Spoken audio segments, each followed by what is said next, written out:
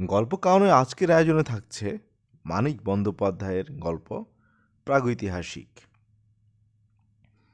সমস্ত বর্ষাকালটা ভিখু ভয়ানক কষ্ট পাইয়াছে।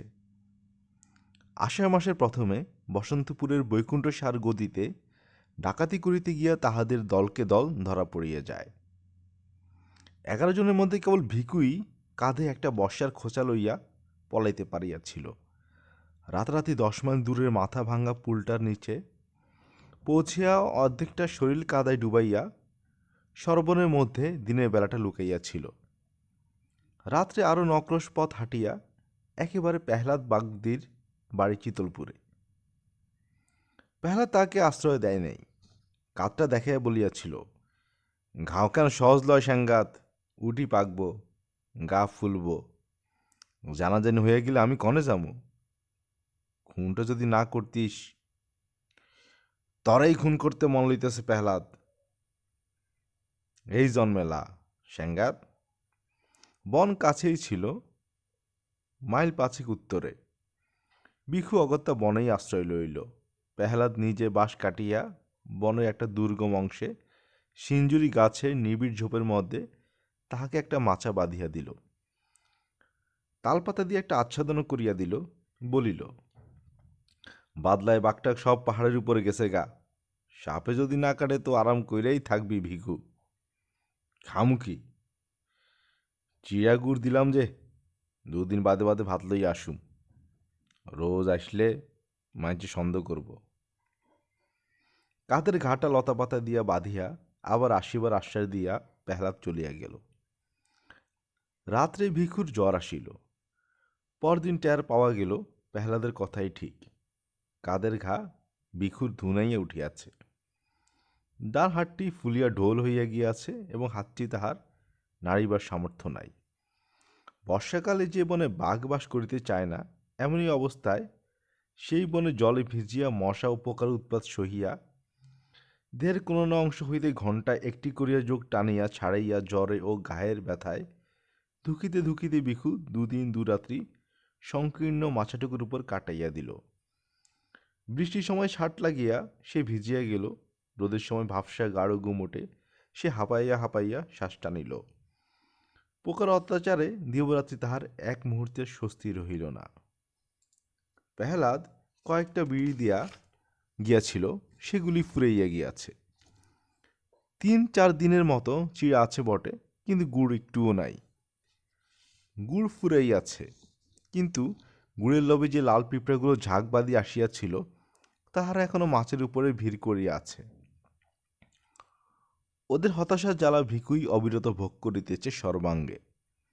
মনে মনে পেহলাদের মৃত্যু কামনা করিতে করিতে ভিখু তবু বাঁচিবার জন্য প্রাণপণে যুঝিতে লাগিল।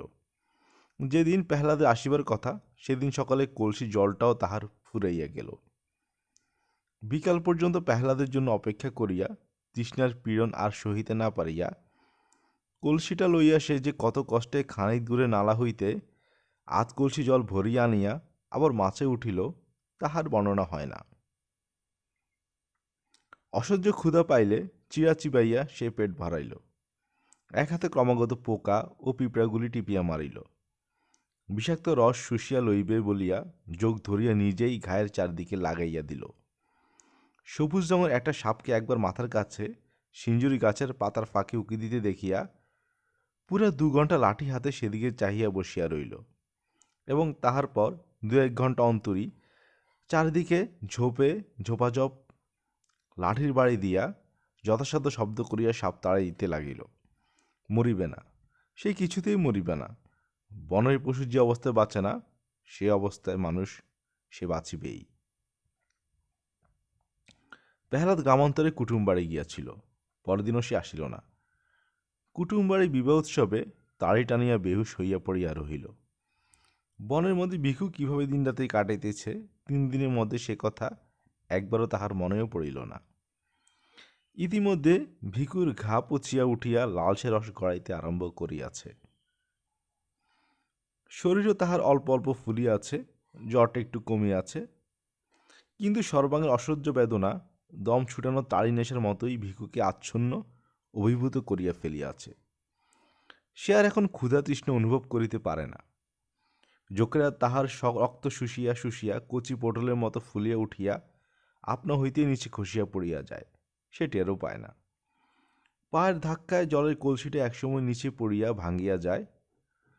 বৃষ্টি জলে ভিজিয়া পুটুলির মধ্যে চিড়াগুলো পচিতে আরম্ভ করে। রাত্রে তাহার ঘায়ের গন্ধে আকৃষ্ট হইয়া মাথার আশেপাশে শিয়াল ঘুরিয়া বেড়ায়। কুটুমবাড়ি হইতে ফিরিয়া বিকালের দিকে ভিগুর খবর নিতে গিয়া ব্যাপার দেখিয়া পেহলাদ গম্ভীরভাবে মাথা নাড়িল। ভিকুর জন্য এক বাটি ভাত ও কয়েকটি পুঁটি মাছ ভাজা আর একটু পুঁই চচ্চড়ি সে সঙ্গে লইয়া গিয়াছিল। সন্ধ্যা পর্যন্ত ভিকুর কাছে বসিয়া থাকিয়া ওগুলি সে নিজেই খাইয়া ফেলিল। তারপর বাড়ি গিয়া বাঁশের একটা ছোট মই এবং তাহার বোনাই ভারতকে সঙ্গে করিয়া ফিরিয়া আসিল। ময়ে শোয়াইয়া তাহারা দুজনে ভিকুকে বাড়ি লইয়া গেল। ঘরের মাচার উপর খড় বিছাইয়া শয্যা রচনা করিয়া তাহাকে শোয়াইয়া রাখিল। আর এমনই শক্তপ্রাণ ভিকুর যে শুধু এইটুকু আশ্রয়টুকু পাইয়াই বিনা চিকিৎসায় ও একরকম বিনা যত্নেই 1 মাস মুমূর্ষু অবস্থায় কাটাইয়া সে ক্রমে ক্রমে নিশ্চিত মরণকে জয় করিয়া ফেলিল। কিন্তু ডান হাতটি তাহার আর ভালো হইল না। গাছে মরা ডালের মতো শুকাইয়া গিয়া অকর্মণ্য হইয়া পড়িল। প্রথমে অতি কষ্টে হাতটা সে একটু নাড়িতে পারিত, কিন্তু শেষ পর্যন্ত সে ক্ষমতাটুকু তাহার নষ্ট হইয়া গেল। কাঁধের ঘা শুকাইয়া আসিবার পর বাড়িতে বাহিরের লোক কেউ উপস্থিত না থাকিলে ভিকু তাহার একটিমাত্র হাতের সাহায্যে মধ্যে মধ্যে বাঁশের মই বাহিয়া নিচে নামিতে লাগিল এবং একদিন সন্ধ্যার সময় এক কাণ্ড করিয়া বসিল। পেহলাদ সেই সময় বাড়ি ছিল না, ভরতের সঙ্গে তাড়ি গিলিতে বাহির হইয়া গিয়াছিল। পেহলাদের বোন গিয়াছিল ঘাটে। পেহলাদের বউ ছেলেকে ঘরে শোয়াইতে আসিয়া ভিকু চাহনি দেখিয়া তাড়াতাড়ি পলাইয়া যাইতেছিল। ভিকু তাহার একটা হাত চাপিয়া ধরিল, কিন্তু পেহলাদের বউ বাগদির মেয়ে, দুর্বল শরীরে বা হাতে তাহাকে আয়ত্ত করা সহজ নয়। এক ঝটকে হাত ছড়াইয়া সে গাল দিতে দিতে চলিয়া গেল।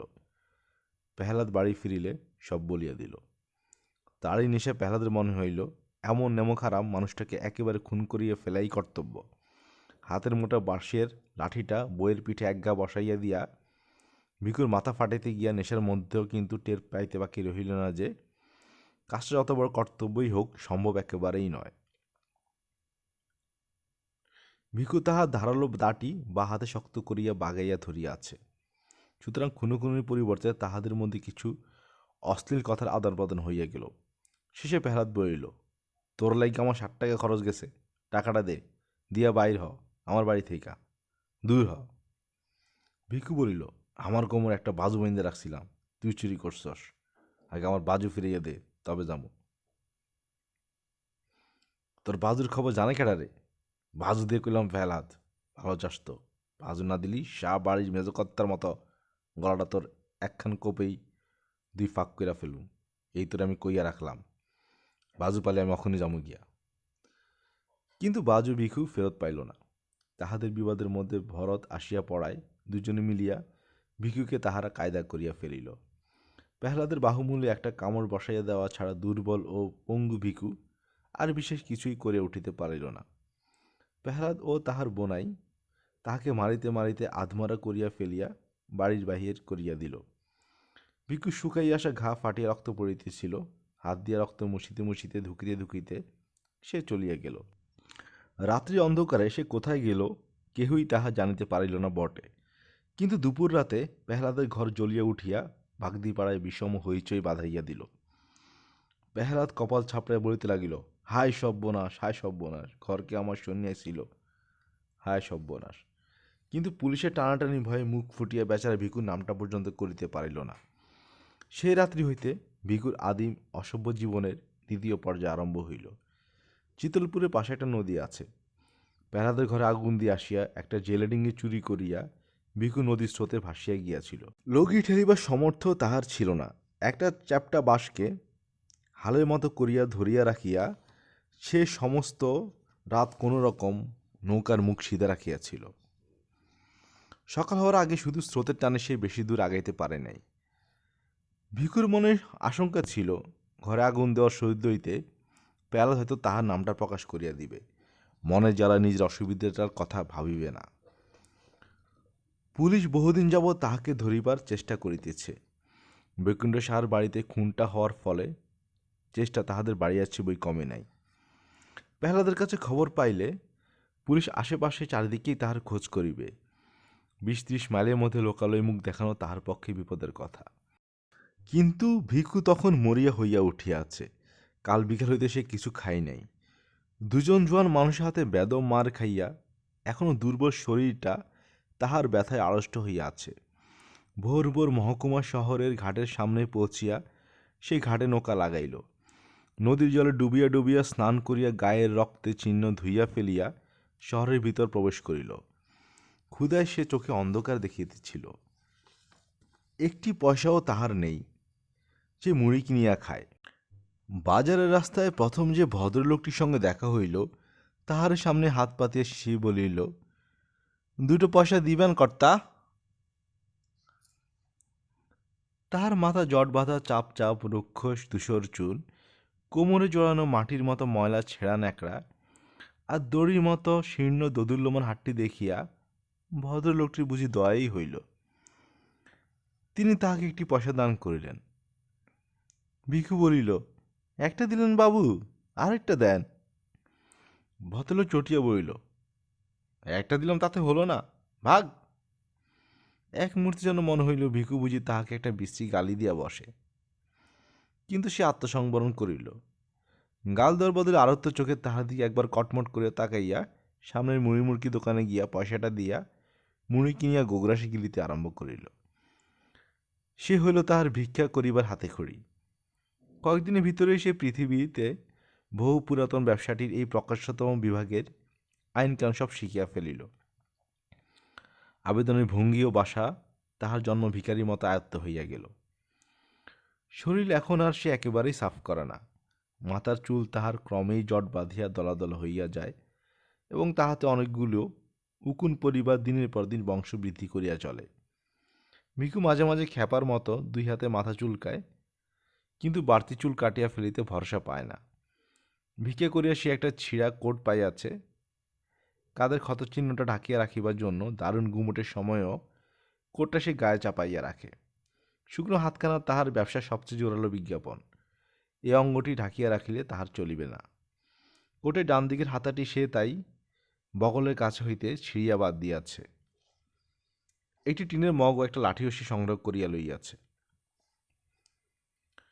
সকাল হইতে সন্ধ্যা পর্যন্ত বাজারের কাছে রাস্তার ধারে একটা তেঁতুল গাছের নিচে বসিয়া সে ভিক্ষা করে। সকাল 1 পয়সা মুড়ি কিনিয়া খায়। দুপুরে বাজারে খানিক তফাতে একটা পোড়ো বাগানের মধ্যে ঢুকিয়া বট গাছের নিচে ইটি উনুনে মেটে হাঁড়িতে ভাত রান্না করে। মাটির মালসায় কোনোদিন রাতে ছোট মাছ, কোনোদিন তরকারি। পেট ভরিয়া খাইয়া বট গাছটাতেই হেলান দিয়া বসিয়া আরামে বিড়ি টানে। তারপর আবার তেঁতুল গাছটা নিচে গিয়া বসে। সারাটা দিন শ্বাস টানা কাতরানির সঙ্গে সে বলিয়া যায়, হেই বাবা, 1টা পয়সা আমায় দিলে ভগবান দিবে, হেই বাবা, 1টা পয়সা। অনেক প্রাচীন বুলির মতো ভিক্ষায়ং নৈবচ নৈবচ শ্লোকটা আসলে অসত্য। সারাদিনে ভিক্ষুর সামনে দিয়া 1000-1500 লোক যাতায়াত করে এবং গড়ের প্রতি 50 জনের মধ্যে একজন তাকে পয়সা অথবা আড্ডা দেয়। আড্ডার সঙ্গে বেশি হইলেও সারাদিনে ভিক্ষুর 5-6 আনা রোজগার হয়। কিন্তু সাধারণত তাহার উপার্জন 8 আনার কাছাকাছি থাকে। সপ্তাহে এখানে 2 দিন হাট বসে। হাটবারের উপার্জন তাহার একটাই পুরা টাকার নিচে নামে না। এখন বর্ষাকাল অতিক্রান্ত হইয়া গিয়াছে। নদীর 2 তীর কাশে সাদা হইয়া উঠিয়াছে। নদীর কাছেই বিন্নু মাঝির বাড়ির পাশে ভাঙা চালাটা ভিখু মাসিক 8 আনায় ভাড়া করিয়াছে। রাতে সেই ওইখানেই শুইয়া থাকে। ম্যালেরিয়ায় মৃত এক ব্যক্তি জীর্ণ কিন্তু পুরো একটা কাঁথা সংগ্রহ করিয়াছে। লোকের বাড়ির খড়ের গাদা হইতে চুরি করিয়া আনা খড় বিছাইয়া তাহার উপর কাঁথাটি পাতিয়া সে আরাম করিয়া ঘুমায়। মাঝে মাঝে শহরের ভিতরে গৃহস্থ বাড়িতে ভিক্ষা করিতে গিয়া সে কয়েকখানা ছেঁড়া কাপড় পাইয়াছে, তাই পুটুলি করিয়া বালিশের মতো ব্যবহার করে। রাত্রে নদীর জলো বাতাসে শীত করিতে থাকিলে পুটুলি খুলিয়া একটি কাপড় গায়ে জড়াইয়া লয়। সুখে থাকি এবং পেট ভরিয়া খাইয়া কিছুদিনের মধ্যে ভিখুর দেহে পূর্বে স্বাস্থ্য ফিরিয়াছিল। তাহার ছাতি ফুলিয়া উঠিল, প্রত্যেকটি অঙ্গ সঞ্চালনে হাতের ও পিঠের মাংসপেশী নাচিয়া উঠিতে লাগিল। অবরুদ্ধ শক্তির উত্তেজনায় ক্রমে ক্রমে তাহার মেজাজ উদ্ধত ও অসহিষ্ণু হইয়া পড়িল। অভ্যস্ত বুলি আওড়াইয়া কাতরভাবে সে এখনও ভিক্ষা চায়, কিন্তু ভিক্ষা না পাইলে তাহার ক্রোধের সীমা থাকে না। পথে লোকজন না থাকিলে তাহার প্রতি উদাসীন প্রতীককে সে অশ্লীল গাল দিয়া বসে। 1 পয়সা জিনিস কিনিয়া ফাও না পাইলে দোকানে গিয়ে মারিতে উঠে। নদীর ঘাটে মেয়েরা স্নান করিতে নামিলে ভিক্ষা চাহিবার ছলে জলের ধারে গিয়া দাঁড়ায়। মেয়েরা ভয় পাইলে সে খুশি হয় এবং সরে যাইতে বলিলে নড়ে না, দাঁত বাহির করিয়া দুর্বিনীত হাসি হাসে। রাত্রে সরসিত শয্যায় সে ছটফট করে। নারী সঙ্গহীন এই নিজস্ব জীবন তার আর ভালো লাগে না। অতীতের উদ্দাম ঘটনাবহুল জীবনটির জন্য তাহার মন হাহাকার করে। তারই দোকানে ভাড়ে ভাড়ে তাড়ি গিলিয়া সে হিল্লা করিত, টলিতে টলিতে বাসের ঘরে গিয়া উন্মত্ত রাত্রি যাপন করিত, আর মাঝে মাঝে দল বাঁধিয়া গভীর রাত্রে গৃহস্থের বাড়ি চড়া হইয়া সকলকে মারিয়া কাটিয়া টাকা ও গহনা লুটিয়া রাতারাতি উধাও হইয়া যাইত। স্ত্রী চোখের সামনে স্বামীকে বাঁধিয়া মারিলে তাহার মুখে যে অবর্ণনীয় ভাব দেখা দিত, পুত্রের অঙ্গ হইতে ফিনকি দিয়ে রক্ত ছুটিলে মা কেমন যেন আর্তনাদ করিয়া উঠিত। মশালের আলোয় সে দৃশ্য দেখা আর আর্তনাদ শোনার চেয়ে উন্মাদনাকর নেশা জগতে আর কি আছে। পুলিশের ভয়ে গ্রাম হইতে গ্রামান্তরে পলাইয়া বেড়াইয়া আর বনে জঙ্গলে লুকাইয়া থাকিয়াও যেন তখন সুখী ছিল। তাহার দলের অনেকেই বারবার ধরা পড়িয়া জেল খাটিয়াছে, কিন্তু জীবনে একবারে বেশি পুলিশ তাহার নাগাল পায় নাই। রাখু বাগদির সঙ্গে পাহানার শ্রীপতি বিশ্বাসের বোনটাকে যেবার সে চুরি করিয়াছিল, সেইবার 7 বছরের জন্য তাহার কয়েদ হইয়াছিল, কিন্তু 2 বছরের বেশি কেহ তাহাকে জেলে আটকাইয়া রাখিতে পারে নাই। এক বর্ষার সন্ধ্যায় জেলের প্রাচীর ডিঙাইয়া সে পলাইয়াছিল। তারপর একা সে গৃহস্থ বাড়িতে ঘরের বেড়া কাটিয়া চুরি করিয়াছে। দিন দুপুরে পুকুর ঘাটে একাকিনী গৃহবধূর মুখ চাপিয়া গলার হার হাতের বালা খুলিয়া লইয়াছে। রাখুর বউকে সঙ্গে নিয়া নোয়াখালী হইয়া সমুদ্র ডিঙিয়া পাড়ি দিয়াছে একেবারে হাতিয়ায়।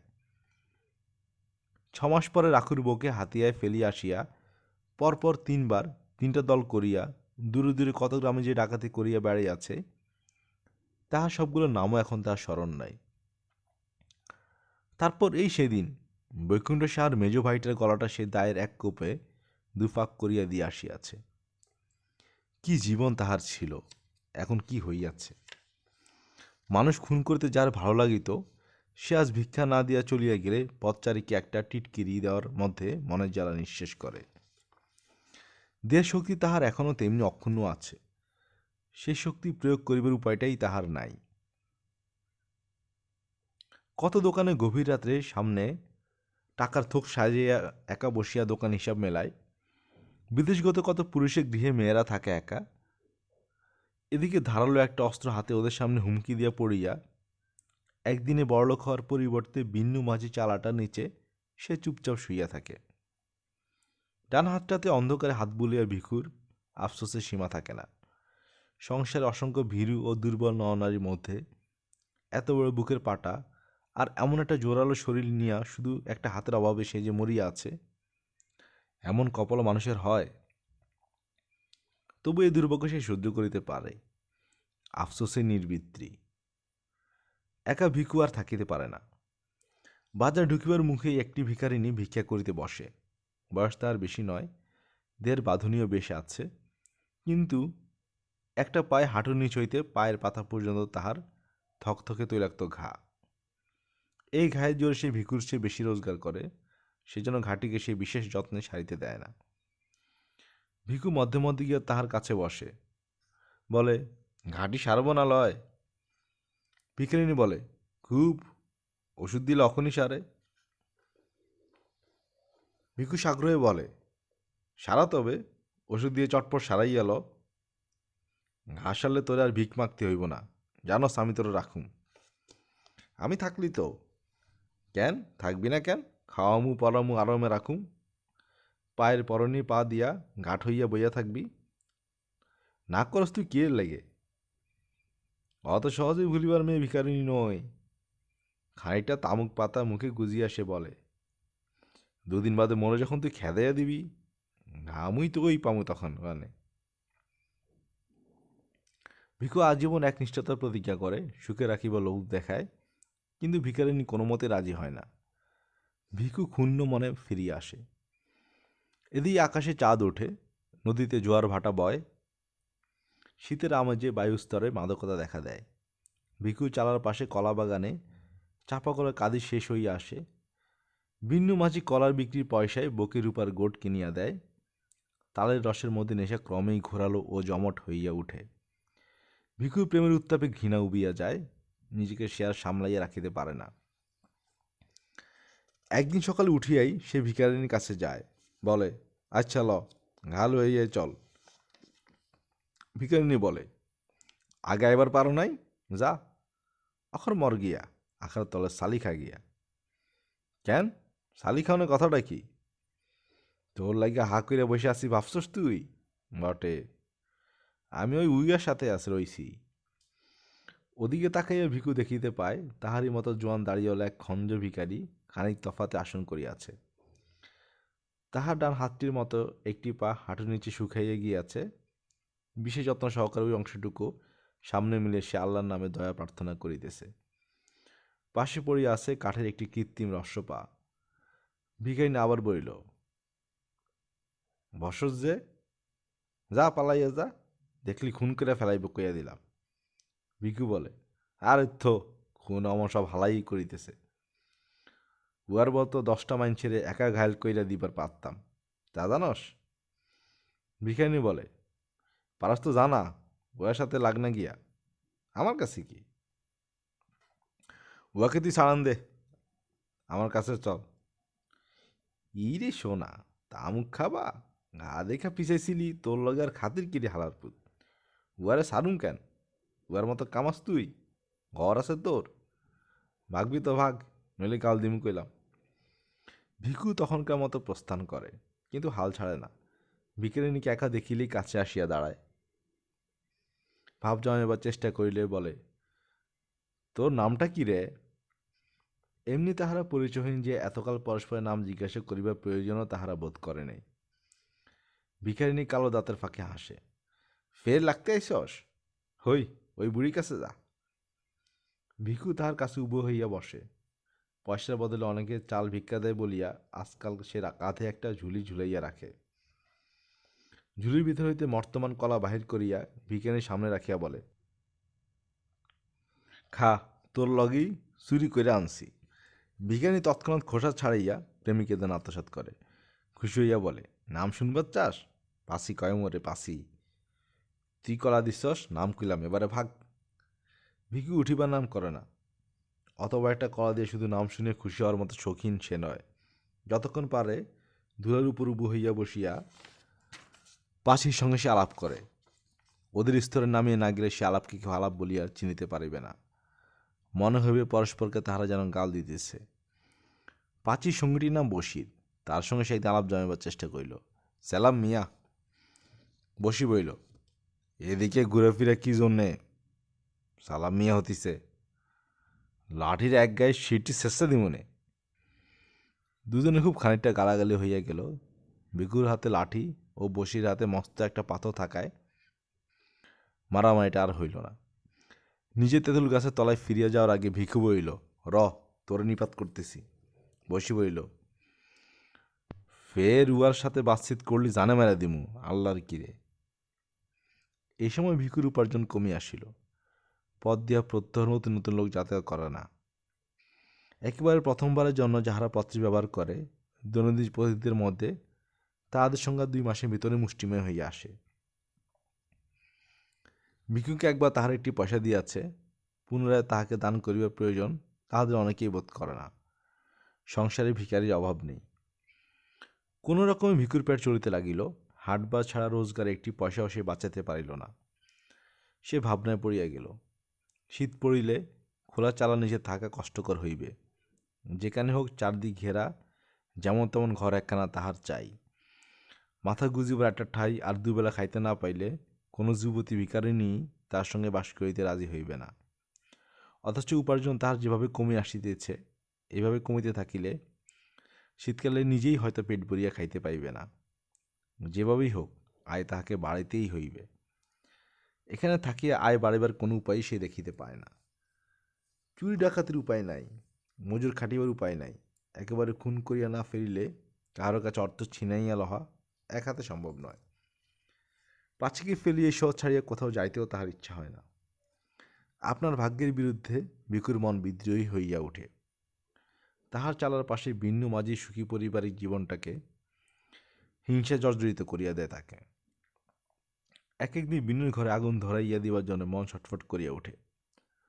নদীর ধারে খ্যাপার মতো ঘুরিতে ঘুরিতে তাহার মনে হয়, পৃথিবীর যত খাদ্য আছে, যত নারী আছে, একা সব দখল করিতে না পারিলে তাহার তৃপ্তি হইবে না। আর কিছুকাল ভিখু এমনই অসন্তোষের মধ্যে কাটাইয়া দিল। তারপর একদিন গভীর রাত্রে ঝুলির মধ্যে তাহার সমস্ত মূল্যবান জিনিস ভরিয়া জমানো টাকা কোটি কোমরের কাপড়ে শক্ত করিয়া বাঁধিয়া ভিখু তাহার চালা হইতে বাহির হইয়া পড়িল।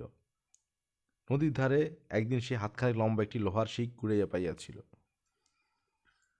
অপসর মতো পাথরে ঘষিয়া শিকটির একটা মুখ সে চোখা করিয়াছে। এই অস্ত্রটি সে ঝুলির মধ্যে ভরিয়া সঙ্গে লইল। অমাবস্যার অন্ধকারে আকাশ ভরা তারা তখন ঝিকিমিকি করিতেছে। ঈশ্বরের পৃথিবীতে শান্ত স্তব্ধতা। বহুকাল পরে মধ্যরাত্রির জনহীন জগতে মনের মধ্যে ভয়ানক একটা কল্পনা লইয়া বিচরণ করিতে বাহির হইয়া ভিখুর অকথনীয় উল্লাস বোধ হইল। নিজের মনে অস্ফুট স্বরে সে বলিয়া উঠিল, বাটি লইয়া ডানটির যদি রেহাই দিতাম ভগবান। নদীর ধারে ধারে আধমাইল হাঁটিয়া গিয়া একটি সংকীর্ণ পথ দিয়া সে শহরে প্রবেশ করিল। বাজার বা হাতে রাখিয়া ঘুমন্ত শহরের বুকে ছোট ছোট অলিগলি দিয়া শহরের অপর প্রান্তে গিয়া পৌঁছিল। শহরে যাওয়ার পাকা রাস্তাটি এখান দিয়া শহর হইতে বাহির হইয়াছে। নদী ঘুরিয়া আসিয়া 2 মাইল তফাৎ এই রাস্তারই পাশে মাইলখানিক রহিয়া গিয়া আবার দক্ষিণের দিক পরিবর্তন করিয়াছে। কিছু দূর পর্যন্ত রাস্তার দুদিকে ফাঁকে ফাঁকে 2-1টি বাড়ি চোখে পড়ে। তারপর ধানের ক্ষেত ও মাঝে মাঝে জঙ্গলাকীর্ণ পতিত ডাঙ্গা দেখা পাওয়া যায়। এমনি একটি জঙ্গলের ধারে জমি সাফ করিয়া 5-7খানা কুড়ে তুলিয়া কয়েকটা হতভাগা মানুষ একটি দরিদ্রতম পল্লী স্থাপিত করিয়াছে। তাহার মধ্যে একটি কুড়ে বসিরের। ভোরে উঠিয়া ঠকঠক শব্দে কাঠের পা ফেলিয়া সে শহরে ভিক্ষা করিতে যায়। সন্ধ্যার সময় ফিরিয়া আসে। পাঁচি গাছের পাতা জ্বালাইয়া ভাত রাঁধে, বসির টানে তামাক। রাত্রে পাঁচি পায়ের ঘায়ে ন্যাকড়ার পটি জড়ায়। বাঁশের খাটে পাশাপাশি শুইয়া তাহাদের কাটা কাটা কদর্য ভাষায় গল্প করিতে করিতে তাহারা ঘুমাইয়া পড়ে। তাহাদের নীড়, তাহাদের শয্যা ও তাহাদের দেহ হইতে একটা ভ্যাপসা পর্দা দুর্গন্ধ উঠিয়া খড়ের চালের ফুটা দিয়ে বাহিরে বাতাসে মিশিতে থাকে। ঘুমের ঘরে বসির নাক ডাকে, পাঁচি বিড়বিড় করিয়া বকে। ভিখু একদিন ওদের পিছু পিছু আসিয়া ঘর দেখিয়া গিয়াছিল। অন্ধকারে সাবধানে ঘরের পিছনে গিয়া বেড়ার ফাঁকে কান পাতিয়া সে কিছুক্ষণ কচুবনের মধ্যে দাঁড়াইয়া রহিল।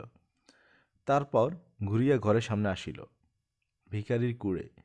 দরজার ঝাপটি পাঁচি ভিতর হইতে বন্ধ করে নাই, শুধু ঠেকাইয়া রাখিয়াছিল। ঝাপটা সন্তর্পণে এক পাশে সরাইয়া ঝুলির ভিতর হইতে শিকটি বাহির করিয়া শক্ত করিয়া ধরিল। ঘরের মধ্যে প্রবেশ করিল। বাহিরে তারার আলো ছিল, ঘরের ভিতরে সেটুকু আলোর অভাব। দেশটা জ্বালিবার অতিরিক্ত হাত নাই। ঘরের মধ্যে দাঁড়াইয়া ভিখু ভাবিয়া দেখিল, বসির হৃৎপিণ্ডের অবস্থান নির্ণয় করা সম্ভব নয়। বাঁ হাতের আঘাত ঠিক জায়গা মতো না পড়িলে বসি গোলমাল করিবার সুযোগ পাইবে, তাহাতে মুশকিল অনেক। কয়েক মুহূর্ত চিন্তা করিয়া বসিরের শিওরের কাছে সরিয়া গিয়া একটিমাত্র আঘাতে ঘুমন্ত লোকটা তালুর মধ্যে শিকের চোখ দিকটা সে প্রায় 3 আঙ্গুল ভিতরে ঢুকাইয়া দিল। অন্ধকারে আঘাত কতদূর মারাত্মক হইয়াছে বুঝিবার উপায় ছিল না। শিকটা মাথার মধ্যে ঢুকিয়াছে টের পাইয়াও ভিখু তা নিশ্চিন্ত হইতে পারিল না। এক হাতে সবলে বসির গলা চাপিয়া ধরিল। পাঁচিকে বলিল, চুপ থাক, চিল্লবি তো তোরেও মাইরা ফেলাম।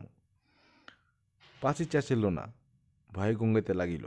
ভিখু তখন আবার বলিল, একটু আওয়াজ লয়, ভালো চাষ তো একদম চুপ মেরা থাক। বসি নিস্পন্দ হইয়া গেলে ভিখু তাহার গলা হইতে হাত সরাইয়া লইল। দম লইয়া বলিল, আলোটা জ্বালা দে পাছি। পাছি আলো জ্বলিলে ভিখু পরম তৃপ্তির সঙ্গে নিজের কীর্তি চাহিয়া দেখিল। একটিমাত্র হাতের সাহায্যে অমন মানুষটাকে ঘায়েল করিয়া গর্বে তার সীমা রহিল না। পাঁচির দিকে তাকাইয়া সে বলিল, দেখছস ক্যাডাকারে খুন করলো, দেখছস? তখন পুই পুই করে কইলাম, মিয়াবাই ঘোড়া ডিঙ্গিয়া ঘাস খাইবার লাড়বা গো, ছাড়ান দাও। শুইনে মিয়াবাই রইল গোসা, কয় কি না শির শেষা দিমু। দেন গো দেন, শির শেষাই দেন মিয়াবাই। বসির মৃতদের সামনে ব্যঙ্গভরে মাথাটা একবার নত করিয়া ভিখু মাথা দুলাইয়া হা হা করিয়া হাসিতে লাগিল। সহসা ক্রুদ্ধ হইয়া বলিল, ঠেলাইন বাবা কেন গো, আরে কথা ক, হাড়াবা ইত্যামাইয়া, তোরেও দিব নাকি সাবার কইরা? হ্যাঁ? পাঁচি কাঁপিতে কাঁপিতে বলিল, এবারে কি করবি? দেখ কি করি, পয়সা করে গুনে কন্যা গুনে রাখছে, আগে তাই ক। বসির গোপন সঞ্চয় স্থানটি পাঁচি অনেক কষ্টে আবিষ্কার করিয়াছিল। ভিখুর কাছে প্রথমে সে অজ্ঞতার ভান করিল, কিন্তু ভিখু আসিয়া চুলের মুঠি চাপিয়া ধরিলে প্রকাশ করিতে পথ পাইল না। বসিরের সমস্ত জীবন সঞ্চয় কম নয়। টাকার আদুলিতে 100 টাকার উপর। একটা মানুষকে হত্যা করিয়া ভিখু পূর্বে ইহার চেয়ে বেশি উপার্জন করিয়াছে। তবু সে খুশি হইল, বলিল, কি নিবি পুটলি বাইদা ফেলা পাচ্ছি, তারপর রাইত থাকতে থাকতে মেলা করি। খানিক বাদে নবমীর চাঁদ উঠব, আলোর পথটুকু পার হুমু। পাঁচি পুটুলি বাঁধিয়া লইল। তারপর ভিখুর হাত ধরিয়া খড়াইতে খড়াইতে ঘরের বাইরে হইয়া রাস্তায় গিয়ে উঠিল। পূর্বাকাশের দিকে চাহিয়া ভিখু বলিল, অখনই চাঁদ উঠব পাসি। পাসি বলিল, আমরা যামু কনে? সদর, ঘাটে না, চুরি করু। বিয়ানে শ্রীপতিপুরের সামনে জংলার মধ্যে ঢুকে থাকুম, রাইতে একদম সদর। পা চালাইয়া চল পাসি, 1 কোষ পথ হাঁটন লাগব। পায়ের ঘা লইয়া তাড়াতাড়ি চলিতে পাছির কষ্ট হইতেছিল। ভিখু সহসা এক সময় দাঁড়িয়ে পড়িল, বলিল, পায়ের নীতি ব্যথা পাসি? ব্যথা জানায়। পিঠে সামাবু? পারবি কেন? পারুমায়। ভিখুর গলা জড়াইয়া ধরিয়া পাছি তাহার পিঠের উপর ঝুলিয়া রহিল। তাহার দেহের পারে সামনে ঝুঁকিয়া ভিখু জোরে জোরে পথ চলিতে লাগিল। পথে দুদিকে ধানের ক্ষেত আবছা আলোয় নিঃসারে পড়িয়া আছে। দূরে গ্রামের গাছপালার পিছন হইতে নবমীর চাঁদ আকাশে উঠিয়া আসিয়াছে। ঈশ্বর পৃথিবীতে শান্ত স্তব্ধতা। হয়তো ওই চাঁদ আর পৃথিবীর ইতিহাস আছে, কিন্তু যে ধারাবাহিক অন্ধকার মাতৃগর্ভ হইতে সংগ্রহ করিয়া দেহের অভ্যন্তরে লুকাইয়া ভিখু ও পাছি পৃথিবীতে আসিয়াছিল, এবং যে অন্ধকার তাহারা সন্তানের মাংসল আবেষ্টনীর মধ্যে গোপন রাখিয়া যাইবে, তাহা প্রাগৈতিহাসিক। পৃথিবীর আলো আজ পর্যন্ত তাহা নাগাল পায় নাই, কোনোদিন পাইবেও না। এতক্ষণ আপনারা শুনছিলেন মানিক বন্দ্যোপাধ্যায়ের গল্প প্রাগৈতিহাসিক। আমরা নিয়মিত গল্প পাঠ করে শোনাচ্ছি। নিয়মিত গল্প শুনতে আমাদের চ্যানেলটি সাবস্ক্রাইব করে পাশে থাকুন। ধন্যবাদ।